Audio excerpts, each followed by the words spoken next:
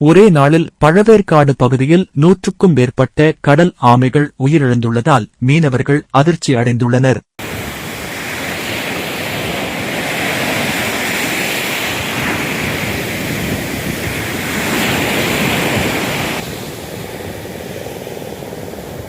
திருவள்ளூர் மாவட்டம் பழவேற்காடு முகத்துவாரம் முதல் காட்டுப்பள்ளி வரை கடற்கரையை ஒட்டி 100க்கும் மேற்பட்ட கடலாமைகள் குவியல் குவியலாக மர்மமான முறையில் உயிரிழந்துள்ளதால் மீனவர்கள் அதிர்ச்சி அடைந்துள்ளனர்.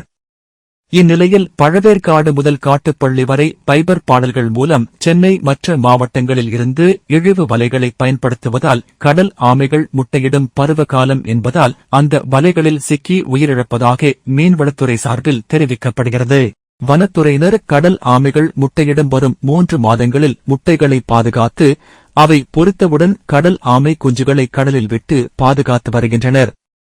இந்நிலையில் வனத்துறையினரின் சார்பில் மீனவர்கள் தடை செய்யப்பட்ட வலைகளை பயன்படுத்துவதால் ஆமைகள் உயிரிழப்புக்கு காரணம் எனவும் வனத்துறையினரின் சார்பில் தெரிவிக்கின்றனர்.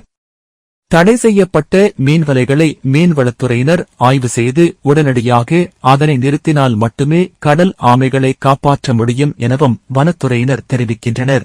மாவட்ட நிர்வாகம் இதனை ஆய்வு செய்வதற்காக நடுக்கடலில் மீன்வலைகளை பயன்படுத்துவார்கள் மீது நடவடிக்கை எடுக்க வேண்டும் என ஆமைகள் வளர்ப்போர் தெரிவித்து வருகின்றனர். பழவேற்காடு மீனவர்கள் கடல் ஆமைகளுக்கு தொற்றுநோய் பரவி உள்ளதா வேற ஏதாவது காரணமா எனவும் மீனவர்கள் அச்சமடைந்துள்ளனர். தமிழ்நாடு வனத்துறையினர் கடல் ஆமைகள் சிகிச்சை மற்றும் கண்காணிப்பு மையம் அமைத்துள்ள நிலையில் இறந்துள்ள ஆமைகளை பதப்படுத்த முடியாமல் திணறி வருகின்றனர். கடல் ஆமைகள் தொற்று நோயால் இறந்துள்ளனவா வேறு ஏதேனும் காரணமா என வனத்துறையினர் சந்தேகிக்கின்றனர். பழவேற்காடு கடற்கரையில் பகுவியல் குவியலாக இறந்து கரை ஒதுங்கிய ஆமைகள் கணக்கெடுக்கும் பணி தீவிரப்படுத்தப்பட்டுள்ளன.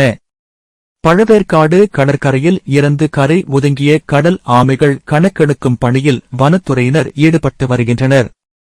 இறந்த ஆமைகளை ஆய்வுக்கு உடற்கூறு ஆய்விற்கு உட்படுத்தி JCB இயந்திரம் மூலம் புதைக்கும் பணியிலும் அவர்கள் ஈடுபட்டு வருகின்றனர்.